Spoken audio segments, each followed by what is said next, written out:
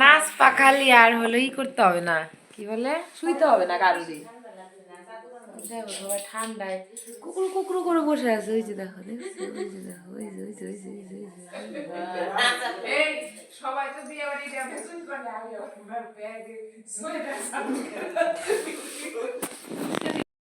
হ্যাঁ গাই চলে আইছে একজন একজন।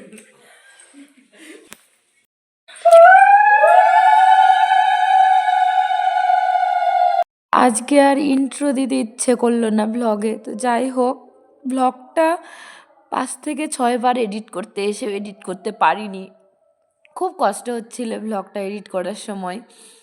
এই মুহূর্তটা একটা মেয়ের কাছে কতটা গুরুত্বপূর্ণ মুহূর্ত তোমরা তো নিশ্চয়ই জানো, এখানে কিছু বলার মতো ভাষা নেই।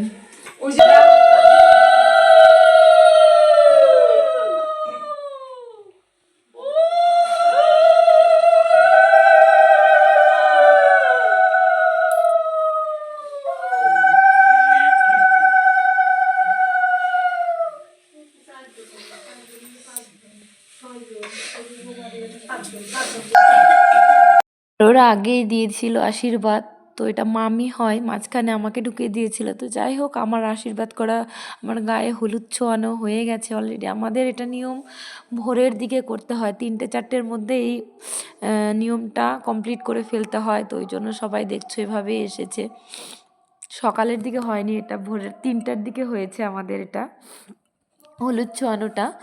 খুব কষ্ট হচ্ছিল ব্লগটা এডিট করতে এসে, সত্যিই বলছি আবারও বলছি অনেক কষ্ট হয়েছে। তোমরা প্লিজ ব্লগটা দেখো, আর দেখছোই তো সবাই কান্নাকাটি করছে।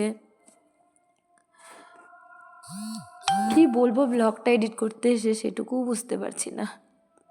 হলুদ ছোঁয়ানো আমাদের কমপ্লিট, তারপরে আস্তে আস্তে কেউ এখন আর ঘুমায়নি। সকালে এই যে শাখা দিতে চলে এসেছে, একদম 6টার মধ্যেই শাখা দিতে চলে এসেছে, একটু দেরি হয়নি। তো আমি 6টার আগের থেকেই ধরো মেহেন্দি পড়া স্টার্ট করে দিয়েছিলাম। তো মেহেন্দি হাতে নিয়ে চলে এসেছি, আমিও একটা শাখা নিব, একজোড়া শাখা নিব, ওই বাড়ি থেকেই দেবে আমাকে। ওটাই সবাই মিলে রিমিটটা আগে বেছে দিচ্ছিলাম, আমার বোনেরটা, তারপরে মা নেবে, মামি নেবে, আমি নেব। তা আমি তো পড়তে পারবো না, মেহেন্দি পড়া আছে, ওই জন্য আমারটা দেখে পছন্দ করে ওরা সবাই রেখে দিল।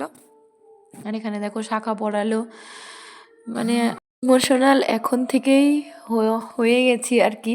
এই ব্লগটা বানাতেই এত কান্না পাচ্ছিল, পরবর্তী ব্লগগুলো কি হবে নিজেও জানি না।